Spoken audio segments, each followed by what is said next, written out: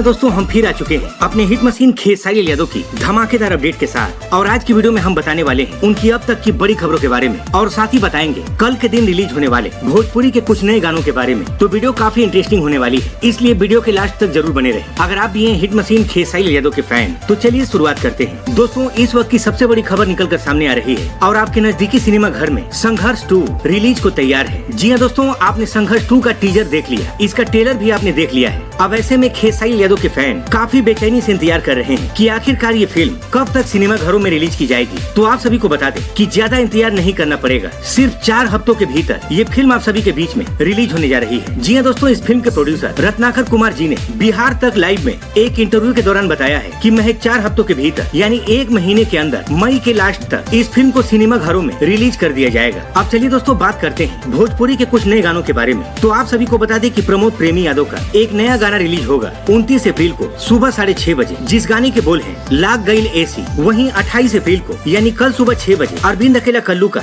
एक नया गाना रिलीज होगा और गाने के बोल हैं घगरिया, जिसे वेब म्यूजिक पर रिलीज किया जाएगा। और कल ही के दिन ब्राव फिल्म पर अंकुश राजा का एक नया गाना आ रहा है, जिस गाने में कोमल सिंह दिखाई देंगी और गाने के बोल हैं किरिया ना खैती राजा जी। तो इसी के साथ दोस्तों मिलते हैं अगली वीडियो में, तब तक के लिए जय हिंद, जय भोजपुरी।